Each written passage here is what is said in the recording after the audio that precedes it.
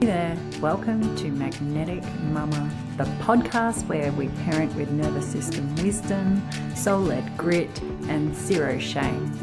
I'm Steph, a holistic nurse, writer, and a mum who is keeping it real in the chaos. I'm giving you permission to raise resilient kids without losing yourself, because when you thrive, your kids can too. So let's get into the messy middle and find our magic.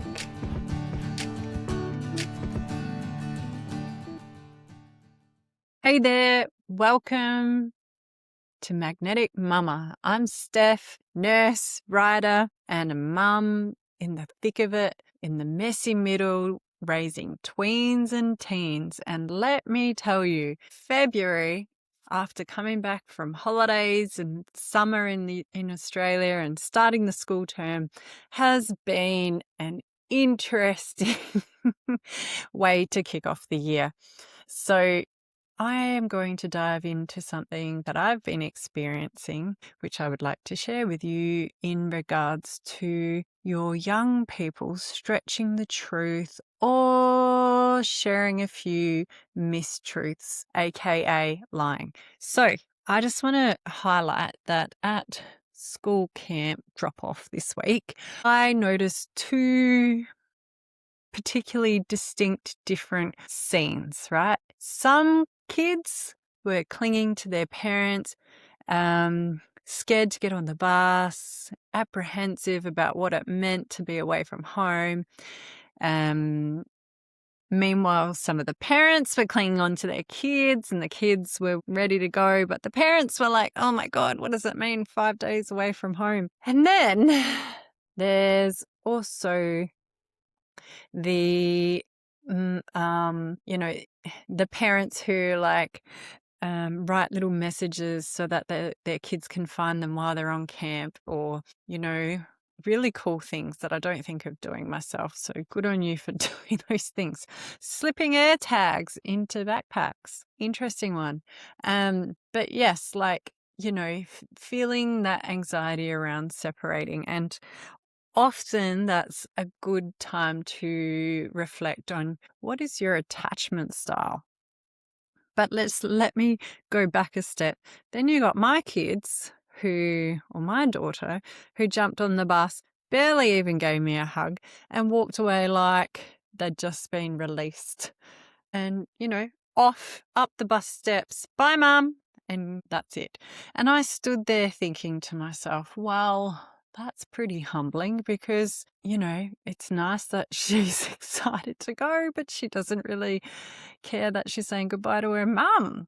So February isn't just about new routines and schedules. It's also seemingly about a new sense of independence, peer loyalty, social image, and the subtle recalibration of identity after a long summer. But here's what's been activating me this term, and it wasn't the separation from the camp. It is the lying. My daughters have started lying to me.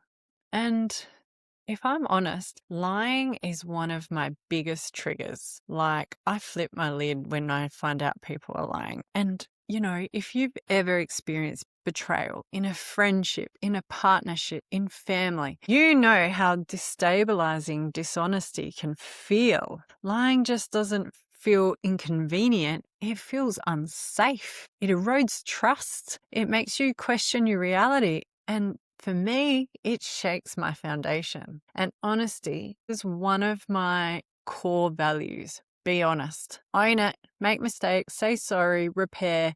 For me, that is way better than lying. So when I catch one of my girls in a mistruth, even a small one, my body reacts before my brain does. I'm hot, I'm sharp, I'm righteous, and my automatic response, punitive, very reactive, definitely not curious, and pretty much not regulated.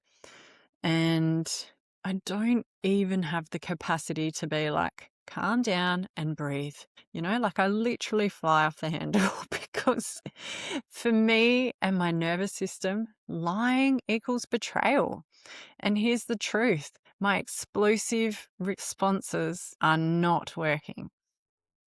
So, to give you a bit of an example, there was a situation recently where there was some mistruth happening, and maybe it didn't seem that big, but on the outside. But for me, in working out that my children aren't being honest and telling the truth, really is catastrophic for me. And within minutes of understanding what could be more closer to the truth than what my daughter told me, I prior to me finding out more of the truth, I had, based on my daughter's mistruth, built up a narrative that spiraled. Like I was questioning, should I move my kids from this school? Is this genetic? Are they going to become pathological liars? Is it a character flaw? Am I a failure as a parent? Like I constructed an entire dystopian future based on this mistruth. One bent truth. And later when I calmed down, which took a while, and when I wasn't reacting in the moment, I realized I was kind of reacting to every unresolved betrayal my body still remembers. And that's my attachment. So I got nerdy and I did some research because 1, what I was doing wasn't working, and 2, I wanted to understand why kids do this because, it's not intentional on their behalf, but at the same time, it's still not acceptable. And here's some stuff that I found. Lying is attached to attachment theory. Now, attachment theory was first described by John Bowlby, who reminds us of something critical. Children are wired to preserve connection. They don't wake up planning moral corruption. Preteens lie for developmental reasons. Now, that could be to avoid punishment, obviously, to protect their autonomy, to maintain their belonging in a peer circle, and to avoid disappointing us as well. And also experimenting with their identity. In that age where between 9 and 12 years old, the prefrontal cortex is still under construction. Impulse control, under development. Long-term consequence thinking, under development. Social belonging, intensely online. So often when children lie, it's not about deception. It's about fear. Fear of losing privilege, fear of losing approval, fear of losing connection, fear of disappointing you as the parent. And when I sat with that, I had to ask myself, was she lying to hurt me, or was she lying because she was afraid of my reaction? And when I asked myself that, I knew the answer straight away. And by asking myself that question, that changed everything. Hence, here I am sharing it with you. So, developmental psychologist Diana Baumrind identifies 4 different parenting styles. Now, you might have seen some of this on TV. I know there's a TV show and it categorizes each parenting type in, and then they run an experiment on television. So you might have heard of these already. And I'll go through them in a minute. But the research so far, after decades of longitudinal research, consistently shows that authoritative parenting, high warmth and high structure, produces the strongest emotional, academic, and behavioural outcomes. But it also helps us to understand what other styles actually look like, especially when we're triggered, because under stress, we don't always parent from our ideals. Yes, guilty. We parent from our nervous system. So, authoritarian is high control, low warmth. This is because I said so model. Probably the one I came from. When lying happens, it sounds like, you lied, you lose everything. Probably why I react that way. How dare you? You've broken my trust completely. We're done. You can't be trusted. There are clear rules, but there is fear. There is shame. There is power. And authoritarian parenting often produces compliance, which is desirable for some in the short term, but long term, it creates secrecy, anxiety, rebellion, because when truth equals punishment, children learn to conceal and hide the truth. So that's authoritarian. So now the other group is permissive. High warmth, low structure. This one feels gentle on the surface. So when lying happens, it sounds like, oh, well, everyone lies sometimes. It's not a big deal.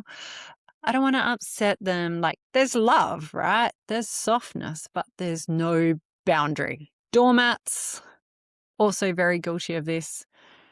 And that's not the intention I have. And without structure, children don't internalize accountability. They don't build the muscle of integrity. Oh my God, human qualities, things they need to thrive in adulthood. Warmth without structure creates confusion. Ooh, this is so good. And this is exactly what I need to rewire my neural networks, which I'm trying to do in real time, because I'm telling you, this has been happening to me this last month, and I am trying to learn new ways to manage when my kids don't tell me the truth. So I am here in real time learning with you and sharing these with the hope that maybe we can all do a better job at creating safe spaces to build trust, honesty, integrity, safety, confidence. Now, sorry, I digressed. Moving on to a third group called the neglectful group of parenting, which is uninvolved type parenting, low warmth, low structure. This isn't most of the parents listening to this podcast, actually. Probably true. But it's important to name, right?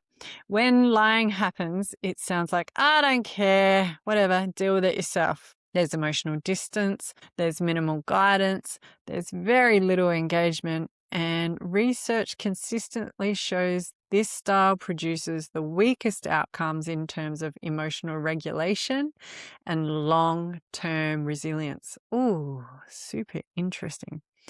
Now, the authoritative. Authoritative parenting is high warmth, high structure. This is the sweet spot. When lying happens, it sounds like, I care deeply about honesty. This behavior isn't aligned with our values. We're going to work through this. There will be consequences, but you are still loved. This separates the behavior from lying. This separates the identity as a liar, and it holds connection with consequence, safety and accountability, warmth and boundary. And here's the uncomfortable truth. Are you ready? Authoritative parenting is easy when your child is cute and doing what you want. It's hard when you're triggered. So if you're anything like me and you catch a kid lying, your amygdala lights up like a Christmas tree, sends the alarms. It's threat, disrespectful, loss of control, betrayal. And if you have any history with betrayal, it's amplified. Lying amplifies it. And the reaction is crazy. That's mine. So that's your nervous system protecting you. But when I escalate, or when we as parents escalate, you're kind of sending off the vibration and energy, or you're creating a space where they will escalate. So when we shame them, they hide. Shame shuts down honesty. Safety invites it. So even just saying that out loud now is making me think, righto, I've got some work to do. I got some work to do. Yes, there's lots of work to do for me. So let's zoom out culturally. Year 6 camp, 4 days, 4 nights, 5 days, no phones, no contact. Some parents are slipping air tags into bags. No joke. Like undercover surveillance agents. And I get it.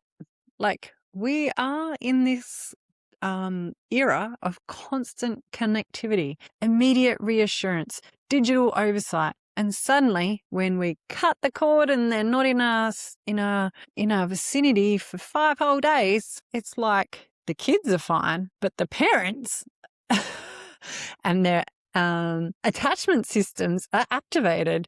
And so I started to wonder, when I explode over lying, am I responding to actual danger, or am I soothing my own anxiety by trying to control it? No judgment, just awareness, because attachment doesn't just live in our children. It lives in us. So I did what I do. I did some research, and here's what the science and behavioural research supports when it comes to reducing lying. So, as we kind of alluded to before, separate the behaviour from the identity. Not, you're a liar, which I'm not proud of. Moment came out of my mouth. That wasn't truthful. And by saying that, it is identifying rather than shaming. And that cements behavior. Behavior-based correction invites growth. So that's one tool to embody. Yeah, it's going to take practice for me anyway. Maybe you guys already got it down pat and I'm just like a loose cannon. I don't know. Get curious before furious. Righto. So instead of, how could you lie to me? Why are you lying to me? What's your problem? Don't you trust me? Try, help me understand what made it hard to tell the truth. That single sentence shifts the nervous system dynamic instantly. Again, moving the shame and blame. And creating, just creating curiosity. Number 3, link honesty to freedom. Trust gives you independence. Lying reduces trust. If you want more freedom, we need to build more trust. And that reframes honesty as empowerment. Oh, yeah, not obedience, because I don't want my child to be an obedient little good girl. I want her to ask questions and stand up for herself without being disrespectful. I'm practicing. So, number 4, reduce the fear of the truth. If children expect an explosion, as I was doing, they will choose to keep things under wraps. Well, if they expect calm accountability, they choose to disclose more often. Yes, I hear you. I get it. So being calm, co-regulating rather than flying off the handle, recognizing that I'm going to flip my lid. Maybe I need to go take a walk before I discuss this with my children. Calm myself and really be accountable for my own behavior before I expect them to be. And then number 5, repair quickly. When I fly off the handle, because I still sometimes do, I circle back. Right. Well, yes, I'm good at that. I am very good, because I am very conscious. I'm super reactive, and that's who I am, and it's a lifelong progress to undo my very futile fire short fuse. So I work with it and I acknowledge it, and I do often circle back and acknowledge my behavior, and if it needs an apology, I give one. So these are the words suggested. I react strongly because honesty matters deeply to me, but I want you to feel safe telling the truth. Repair teaches more than perfection ever could. Yeah, that's true. And definitely something I'm working on. So here's why this matters to me. Honesty is foundational, and it's foundational not just to me and my little triggered system, but it's actually foundational to resilience, self-respect, authenticity, leadership, healthy relationships. And so if I want my daughters to stand in their truths as adults, in their friendships, in their careers, in their partnerships, then I have to model how truth can survive in discomfort. And that includes me saying, I overreacted, I'm learning, I'm working on this too. Metabolizing lying out of a family system doesn't happen through punishment. It happens through warmth and structure, connection with consequence, safety and accountability. And that is authoritative parenting. Authoritative parenting in 2026. Not soft, not harsh, but regulated. And we all love a regulated nervous system because that is the buzzword of the year, but it totally makes sense. So if your child has started bending the truth, you're not alone. If lying is one of your deepest triggers, you're not alone. If you've spiraled into catastrophic thinking, you are not alone. The question isn't, how do I stop them from lying forever? The question is, how do I make the truth feel safer than concealment? Ooh! Because secure attachment isn't tested when they cry at drop-off. It's tested when they lie. And how we respond in those moments shapes the adults they become and the leader we are becoming too.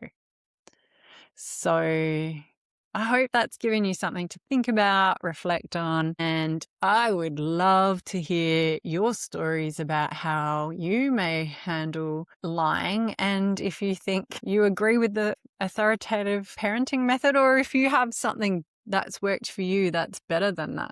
I would love to know. I'm so curious because for me, it's definitely a work in progress, and I mean, I'm using it as a mirror and obviously not blaming myself, but definitely building awareness around how I react, particularly to lying. And it's pretty much given me some insight on how I react to lots of things. Yes, I have some of my own adult behavior adjustment to make, but at the same time, my kids know that I'm real and I don't try to sugarcoat anything too much. And as best I can, I try to be firm but fair with some boundaries that over summer probably did slip. And now that we're back into school term, we've got to firm them up again and find ways to work through these developmental challenges that are a part of life and life lessons, and learning them now while they're safe and at home and with parents who love and care for them is the perfect opportunity to mess up completely and repair quite quickly, so that when that happens out in the real world, because adults lie, it's not uncommon. It's it's a good opportunity to teach them how to manage it themselves when they get older. So, and in how to manage it in their peer groups. And maybe I actually think the kids are doing it way better than us. So I'm learning from them, they're learning from me. But I am obviously the adult and it's my job to keep them safe. So trying my best, and hope that you have found something helpful in this. I have created a little nervous reset program that you can find on the website. I can put the link in the show notes.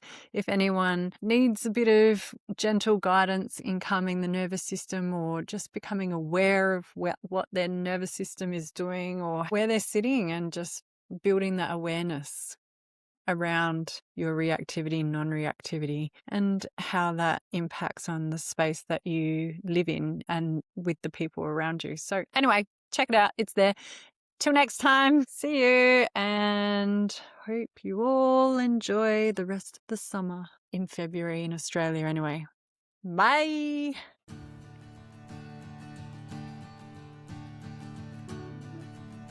Thanks for tuning in to MagnetiK Mumma. Remember, your calm is contagious. Breathe deep, soften your shoulders, and keep loving through the messy middle. I'm Steph, your MagnetiK Mumma. See you next time.